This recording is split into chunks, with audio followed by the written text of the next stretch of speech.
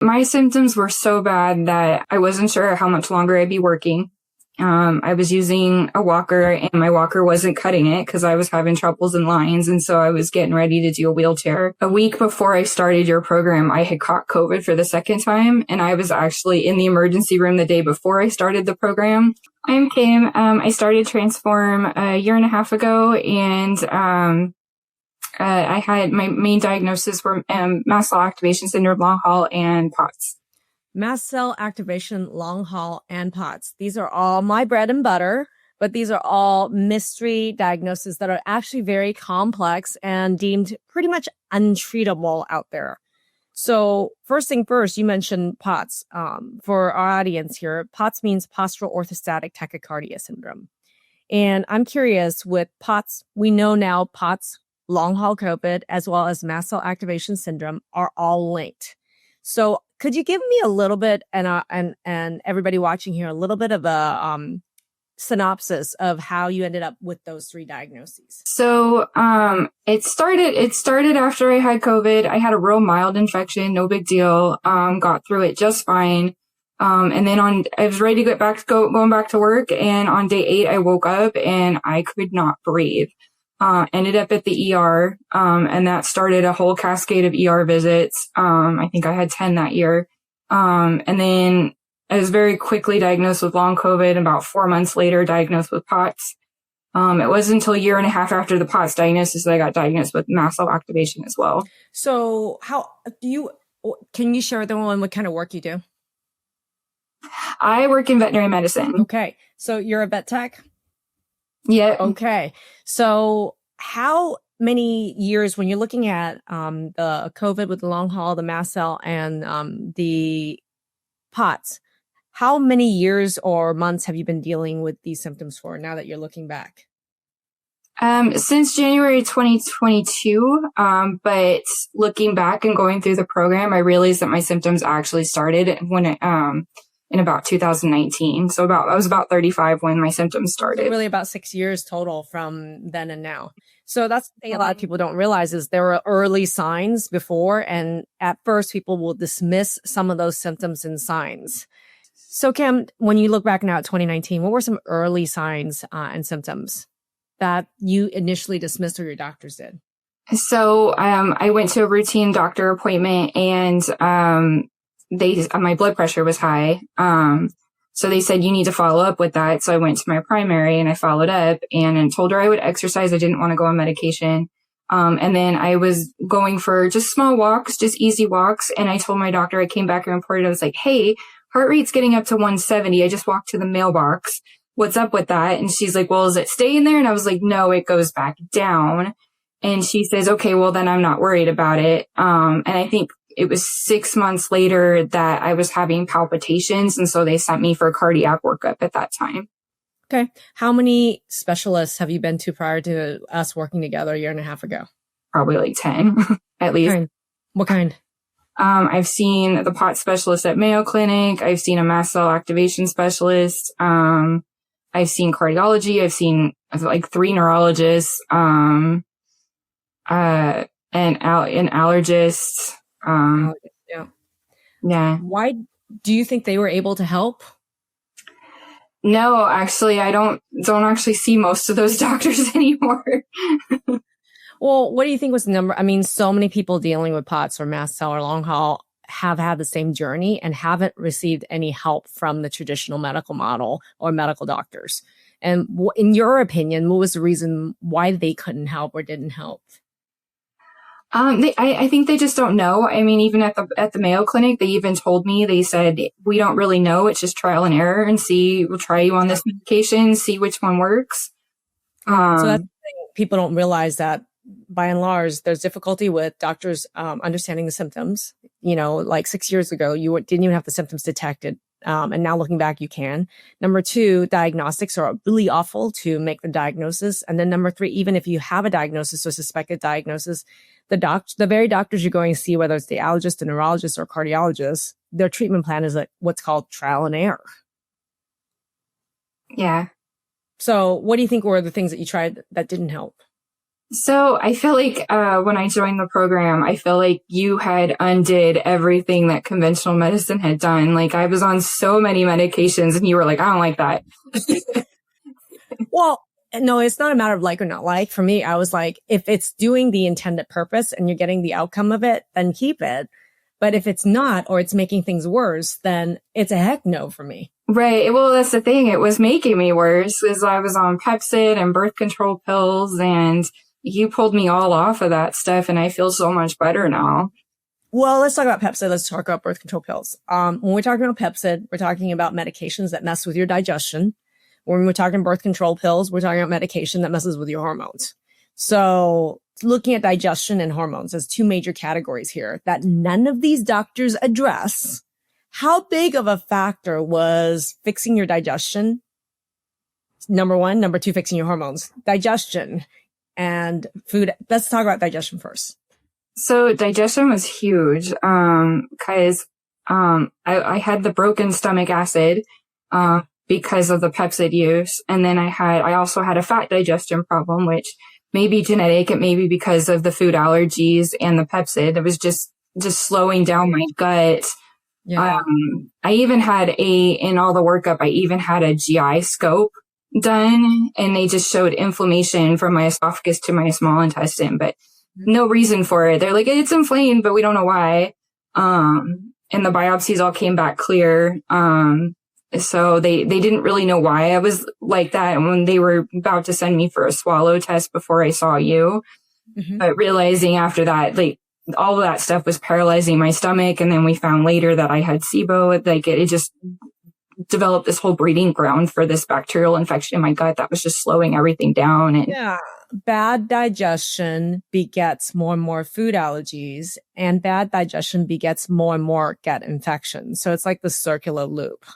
And more food allergies and more infection feeds mast cell activation syndrome or histamine intolerance and POTS. So you were in this tornado of digestion being a pinnacle issue there, causing all these other issues. Yeah. And it was so bad that I nearly lost my gallbladder. Like they were recommended that I had my gallbladder taken out, and you said, no, we're going to fix this. I said, wait. Right? Because I mean, here's the thing. I fixed digestion. I don't need to remove more and more of your body parts because I don't bother fixing the problem. Right. And unfortunately, that's the one and only way that doctors actually in conventional medicine deal with digestive problems in complex patients like you is they either give you a medication like Pepcid or Prilosec to shut off the digestion, or they remove an organ of digestion like your gallbladder and say, here, you don't have the problem anymore. But they've actually literally shut down or removed a vital organ. What happened once you noticed that your digestion started to get fixed up? Once we started the SIBO treatment, I briefly went into remission, although we were working with the hormones too. We just took me off the birth control and started with the hormones as well. So like at that point, I was really feeling good. Was basically, having no symptoms at all. So once your digestion started to be addressed, tons of symptoms started to resolve. Mm-hmm. Yeah. And in the main program, like pretty early on, like my dizziness went away. And I'm not sure exactly what I did that made the dizziness go away, but it's never come back. So digestion. And then, okay. So really importantly, number one, we identified what was wrong with Kim's digestion and we were able to fix it immediately. Within the first couple of weeks, we were able to start to address it. And there were no solutions to it prior with our other doctors except medications to shut off digestion and surgery to remove body parts. So number two, what about hormones? What did you discover about your hormones? Because, you went to the Mayo Clinic is it for the POTS or for the mast cell? For the POTS, but they diagnosed the mast cell there. Okay. So with either of that evaluation from POTS or mast cell, was any discussion evaluation done with what the heck was happening with your hormones? No. Okay. What did you discover? So actually, it was really funny. The cardiologist that diagnosed me with POTS actually said, you should get your hormones checked. You look like you have PCOS just by looking at me. And that was the first time it was really on my radar. But I knew my hormones were a mess. I had ovarian cysts when I was a teenager.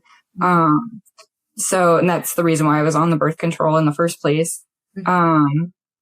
So I knew my hormones were a mess, and I was just really eager when I started the program to see how bad they were. And I didn't even realize, like, you guys did a lot of education with me because I didn't even realize, like, like I had the PCOS. It showed that on the test, but I had really bad estrogen dominance and really bad adrenal fatigue as well. And I didn't really multiple patterns at play. We didn't even mention thyroid or blood sugar balancing hormones. There's a lot of hormone pieces that was causing POTS like symptoms. Mm-hmm. Yeah. And so I didn't even realize how big of an issue they were until we started addressing it. What do you think is the main difference between what we do with hormones versus what everybody else doesn't even bother to do with hormones? So, I did have a hormone check before I saw you, because I had asked my gynecologist if I could get my hormones tested, and she did a blood test. And I never even got to see the results of the blood test. I just got a phone call saying they were normal. And now your hormones are not normal. They're not normal. So that's the other problem, is getting tested, quote unquote, by your gynecologist or your endocrinologist for hormones. It's not the right test. And they're not even trained to identify the patterns, which you clearly had all these patterns that are with PCOS, estrogen dominance, and other patterns that are associated with POTS and mast cell. Yeah. And that was big because, because of the food allergies, I couldn't eat. And so I was only eating once per day, and nobody believed me because I wasn't losing weight. I was eating practically nothing and wasn't losing any weight. And they were like, oh, you're eating fine. You're not losing any weight. So a huge part of this was hormonal. Mm-hmm. Where are you at now? How are you feeling now? This is like, I met you a year and a half ago. And you've been struggling with these diagnoses and symptoms for 6+ years. Where are you now? I'm doing great. I mean, the only time I really have symptoms is if I don't balance my blood sugar really well that day. So even that, or, we're still working on the cycle, but for the most part, I feel relatively normal. What would you say was you mentioned, going back to before I met you 2 years ago, how bad were your symptoms? So my symptoms were so bad that, I wasn't sure how much longer I'd be working. I was using a walker, and my walker wasn't cutting it because I was having troubles in lines. And so I was getting ready to do a wheelchair. And actually I had caught, a week before I started your program, I had caught COVID for the second time. And I was actually in the emergency room the day before I started the program. Wow. Thinking I was having another mast cell reaction, but actually I caught the flu. I had gone back to work and caught the flu. So I had a back-to-back COVID flu infection when I started the program.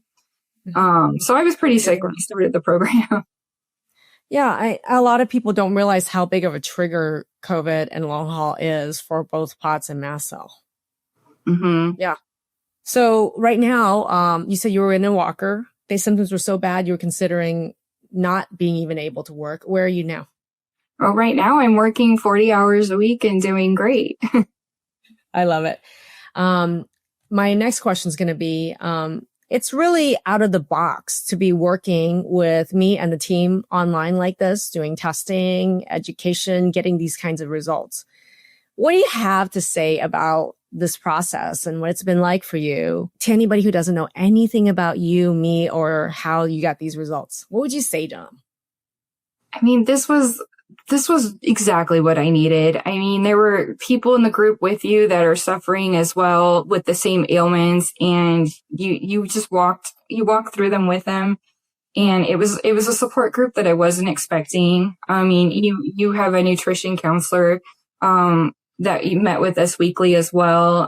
That was really a really big deal because, when I got my food allergy test, I was like, oh my gosh, what can I eat? I don't know what I'm supposed to eat. She took me to the fridge and said, okay, what do you got in the fridge? We're going to figure this out. We're going to meal plan right now until you can get to the grocery store. And then she's like, I got a list of things. And then a week later, that was the first thing she checked in on me and was just like, how are you doing? I want to make sure you're okay.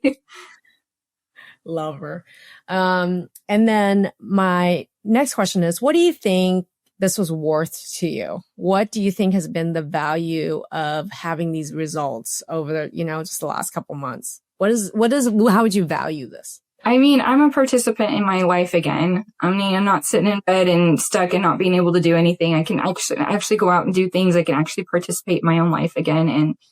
And that's invaluable to me. I mean, you gave me my life back. I love that. Thank you. And then, What do you think it's been like working with us and the team? Like, how's it, if you were to tell somebody outside, what is it like working with Dr. Maggie? What is it like working with the functional nutritionist or the other team members on our team? Behind the scenes, what do you think? So, I mean, you guys check up on us, in the beginning of the program, more than once a week. And then, in the second program I was in, once or twice a week, you were checking in on us. And I remember I had some bad days or I checked in and you were like, I was like ready to go to the ER and you're like, you don't need to go. You work with me and you no symptom was acceptable. You troubleshooted every single symptom, every single bad day. I remember my primary doctor saying, you're spending way too much time with this doctor. And I was like, well, it's exactly what I need. I'm like 20 minutes twice a year with you isn't cutting it. Well, that's the problem when you're dealing with a complex problem like POTS, long haul, or dysautonomia, mast cell. These are diagnoses that, it's a complex case, but it's a complex case that's really common. So yeah, you got what you needed is what you're saying. Yeah. And I definitely needed you checking in on me weekly and getting through it. Cause now I haven't been with you in a couple months now and I'm fine. I'm good. I know how to do this now and we're good. I love that. And then, yeah, I mean, do you have anything to add that I didn't ask you that you think people should know about? I would say like in the main program, I would say within 4 days of starting the vitamin D, I started feeling better. Oh, heck yeah. But you also figured out what your vitamin D level was and what is the ideal level that's needed for someone with these diagnoses. Well, and for me, I already knew I was low. I was researching at home. I had already figured out that I had vitamin deficiencies, or I knew that coming into the program. They told me I could only take 2,000 IUs of vitamin D, and that was the max I could take. And then that bumped. Who is they that told you this? Who's the they? Yeah, some doctor. It popped me up to 35 and I was just barely in the normal range. And they're like, this is normal. Yeah. It's funny too, because with the vitamin D, like that's because I do have a fat digestion problem. That's kind of like, I look at the vitamin D to kind of register how well is my fat digestion going. Yeah. I love that. Mm-hmm. Well, thank you so much for sharing your journey and your story. Really inspiring. And I'm just glad to check back in with you. Thank you. Click the link below and watch my free training. Learn this one simple concept and be ready to get life back on track.